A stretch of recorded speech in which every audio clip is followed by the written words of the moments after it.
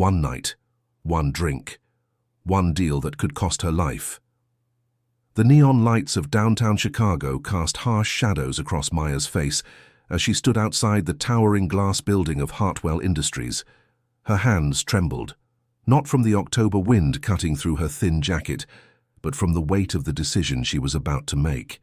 Inside her purse, the eviction notice crinkled against her phone, which hadn't stopped buzzing with calls from the hospital about her daughter's unpaid medical bills. "You can do this," she whispered to herself, adjusting the black dress she'd borrowed from her neighbor. It was too tight and made her feel like she was wearing someone else's skin, but it was the closest thing to elegant she could manage on a server's salary. The Hartwell Foundation's annual charity gala was in full swing on the 42nd floor. Maya had spent weeks researching every detail about tonight's event, about the guests, and most importantly about him, Alexander Hartwell, the youngest billionaire in Chicago, known for his ruthless business tactics and complete disregard for anyone beneath his social status. But Maya wasn't here to admire the champagne fountains or network with socialites. She was here to make a deal with the devil himself. The elevator ride felt eternal. When the doors opened, she was hit by a wave of classical music, expensive perfume, and the soft murmur of conversations that cost more per word than she made in a day. Crystal chandeliers hung from the ceiling like frozen fireworks, and floor-to-ceiling windows offered a breathtaking view of Lake Michigan. Maya spotted him immediately. Alexander Hartwell stood near the bar, his dark suit tailored to perfection, talking to a group of men who hung on his every word. He was younger than she'd expected, maybe 35, with sharp features and eyes that seemed to calculate the worth of everything they looked at. Taking a deep breath, Maya walked straight toward him. "Mr. Hartwell," she said, her voice steadier than she felt.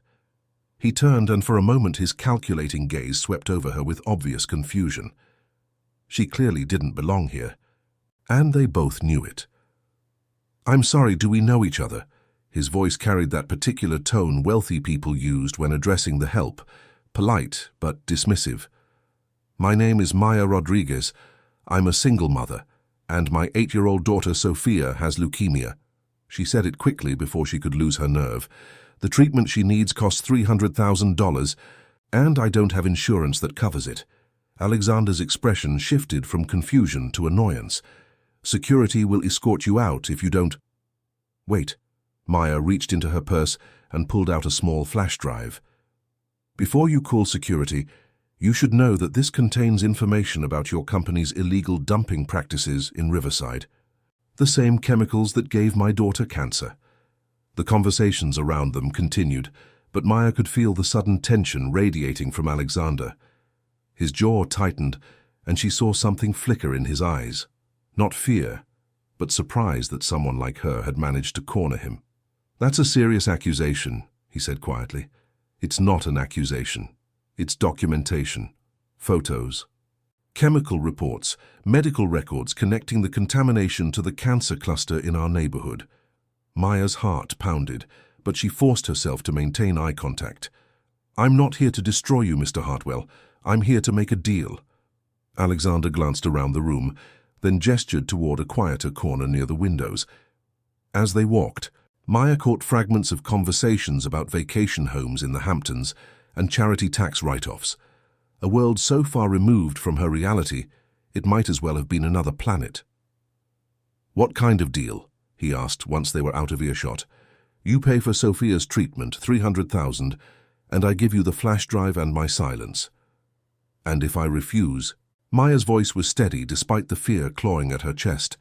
"Then tomorrow morning, copies of everything go to the Chicago Tribune, the EPA, and the district attorney's office." For a long moment, Alexander studied her face. Maya forced herself not to look away, even as she felt exposed under his scrutiny. "You realize what you're doing could be considered blackmail," he said finally. "I call it desperation." Something in her tone must have struck him, because his expression softened slightly. "How did you even get in here tonight?"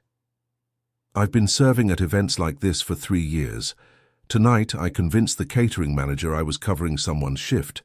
Maya's voice cracked slightly. "Mr. Hartwell, my daughter weighs 60 pounds. She's been fighting this disease for 2 years and she's losing. I've already lost my husband to Afghanistan. I won't lose her too. Alexander was quiet for a moment, his gaze moving from Maya to the flash drive in her hand, then out to the glittering city below. 300,000 here, he said finally. Yes. And this evidence disappears forever. Maya nodded. I'm not looking to be a hero, Mr. Hartwell. I just want my little girl to live. He pulled out his phone and made a quick call. Patricia? I need you to process a charitable donation tonight. 300,000 to... He looked at Maya questioningly. Children's Memorial Hospital, Sofia Rodriguez, room 412. To Children's Memorial Hospital, he continued into the phone. Yes, tonight. And Patricia, complete discretion on this one.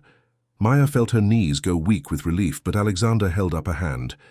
However, he said, ending the call, I have one condition of my own. Maya's blood ran cold. What kind of condition? I want to meet her, your daughter. Why? Alexander seemed to consider the question. Let's just say I'm curious about what, or who is worth $300,000 to someone who probably makes $30,000 a year.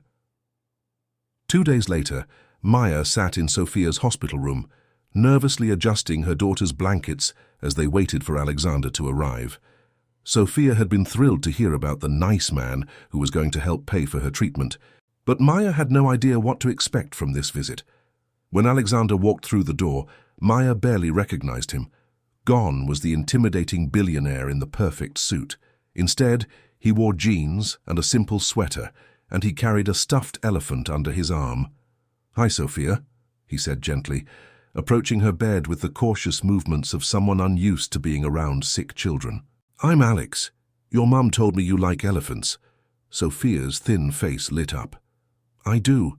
They're the smartest animals, and they never forget their families. That's right, Alexander said, handing her the stuffed animal. This one's name is Winston, and he's going to keep you company during your treatment. What followed was the most surreal hour of Maya's life. She watched the man she'd essentially blackmailed sit beside her daughter's bed, listening to 8-year-old stories about school friends and favorite movies with genuine interest. He answered Sophia's questions about being rich with surprising honesty, and when Sophia asked if he had any kids, Maya saw something vulnerable flicker across his face. No, he said quietly. I don't. That's sad, Sophia said with the brutal honesty of children. Kids make everything better. After Sophia fell asleep, Alexander and Maya walked to the hospital's cafeteria. They sat across from each other at a small table, 2 cups of terrible coffee between them, the weight of their unusual arrangement hanging in the air. She's remarkable, Alexander said finally. She gets that from her father, Maya replied. He was the brave one in our family. I don't know about that. Alexander's voice was thoughtful. What you did the other night, cornering me at my own event, threatening to expose my company, that took considerable courage. Maya stared into her coffee. It took desperation. Maybe, but most desperate people don't research chemical contamination patterns or figure out how to infiltrate a charity gala. He paused. How long did you spend putting this together? 6 months. Ever since the doctors said the treatment wasn't covered by our insurance. Maya looked up at him. I know what you're thinking, that I'm some kind of criminal. Maybe I am. But I'd do it again in a heartbeat if it meant saving her. Alexander was quiet for a long moment. When he spoke again, his voice was different, softer somehow. My father built Hartwell Industries from nothing. He taught me that business was war, and in war, casualties were inevitable. He met Maya's eyes. I never bothered to think about who those casualties might be. Real people with real families. So what happens now? Maya asked. Do you clean up the contamination in Riverside? Yes, and I'm going to set up a fund for the other families affected. Alexander's expression was troubled. I want you to oversee it. Maya blinked in surprise. I don't understand. You spent 6 months researching this issue, building a case that could have destroyed me. You clearly understand the scope of the problem better than my own environmental team. He leaned forward. I'm offering you a job, Maya, a real job, with benefits and a salary that means you'll never have to choose between paying rent and buying medicine again. But the flash drive, our deal, keep it, Alexander said. Insurance, if you want to call it that. But I meant what I said about cleaning this up. I want your help to do it right. Maya felt tears she'd been holding back for months finally spill over. Why? Alexander glanced toward the direction of Sophia's room. Because I've spent my entire life building walls between myself and the rest of the world. Your daughter just reminded me that maybe some things are more important than walls. 6 months later, Maya stood in the conference room of the newly established Hartwell Environmental Justice Foundation, presenting their latest report to the board of directors. Through the window, she could see Lake Michigan sparkling in the afternoon sun, and she marveled at how different this view looked from the same building where she'd once stood, trembling in a borrowed dress. Sophia had finished her treatment 3 weeks ago. The doctors were cautiously optimistic, using words like remission and recovery that Maya had hardly dared to hope for. More importantly, Sophia was back to being a normal 8-year-old, arguing about bedtime, demanding ice cream for breakfast, and asking endless questions about everything. After the meeting, Alexander appeared at Maya's office door. Their working relationship had evolved into something resembling friendship, though Maya still occasionally caught glimpses of the calculating businessman beneath the surface. "How's Sophia doing?" he asked, settling into the chair across from her desk. "Good. Actually, she wanted me to ask you something." Maya grinned. "She wants to know if you'll come to her birthday party next weekend. It's nothing fancy, just cake and pizza at our apartment." Alexander looked genuinely surprised. "She wants me there?" "She says you're part of her family now." Her words, not mine. For a moment, Maya saw that vulnerable expression she'd glimpsed in Sophia's hospital room. "I'd like that," he said quietly. Maya nodded, then pulled open her desk drawer and removed the small flash drive that had started it all. She held it out to Alexander. "I think it's time I returned this." Alexander stared at the drive but didn't take it. "Keep it." "Why?"